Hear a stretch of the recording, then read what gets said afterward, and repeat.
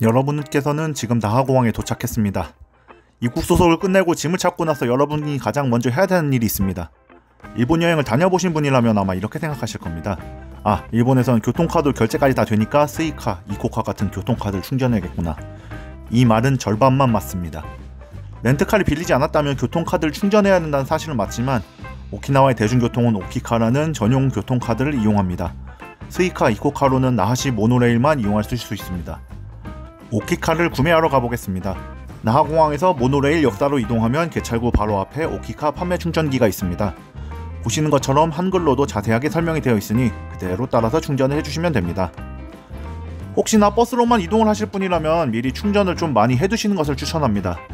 오키나와의 버스 요금은 거리별로 달라지며 조금이라도 거리가 길어지면 상상 이상의 요금이 청구됩니다. 쉽게 얘기해서 시내버스가 시외버스를 겸한다고 생각해 주시면 되겠습니다. 제가 겪었던 조금 극단적인 예시를 들어드리겠습니다. 오키나와 최북단인 해도 곳에서 헨토나까지, 그리고 그곳에서 나고시를 거쳐 오키나와시까지 버스를 2번 갈아타고 이동하는데 대략 5,000엔, 5만원 정도의 요금이 발생했습니다. 물론 거리가 100km, 서울에서 천안 정도인 점을 감안하더라도 생각보다는 요금이 많이 발생한다는 것을 알 수 있습니다.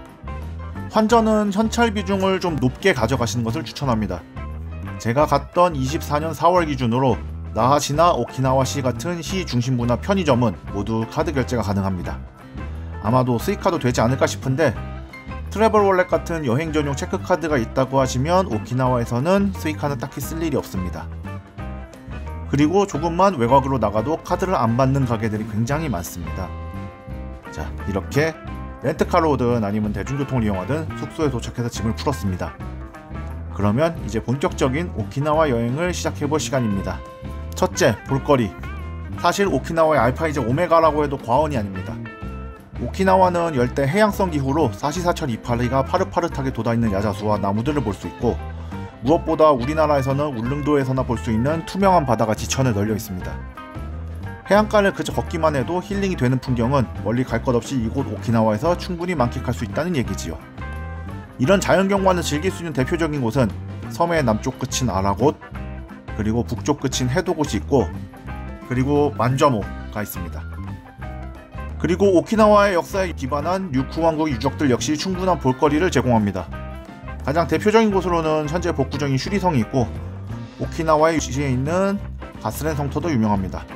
둘째, 즐길거리. 일본 본토에서 사람들이 좋아하는 쇼핑 같은 경우에는 여기서도 똑같이 가능합니다. 마츠모토 키요시나 돈키호테도 나하시 오키나와시에 모두 똑같이 있거든요. 아메리칸 빌리지가 우리나라로 따지면 거의 아울렛 같은 곳이기 때문에 이곳에서 많이들 쇼핑을 즐기신다고 합니다. 바다에서 수영을 하려면 해변가마다 가끔씩 파도 높이에 따라서 입수금지를 붙여놓은 곳이 있어서 그 부분은 꼭 확인을 하고 들어가세요.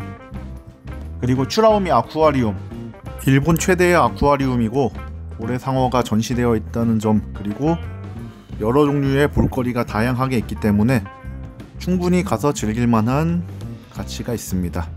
추라우미에 대한 자세한 내용은 제 영상 참조 부탁드립니다. 셋째, 먹을거리. 사실 일본 본토에 비해서 먹을거리가 그렇게 특출나진 않습니다. 오키나와의 특산 음식이라고 하면 일단 오키나와 소바와 라후테라는 돼지고기 요리, 그리고 여주를 볶아 만든 고야 참푸르 정도가 가장 유명합니다.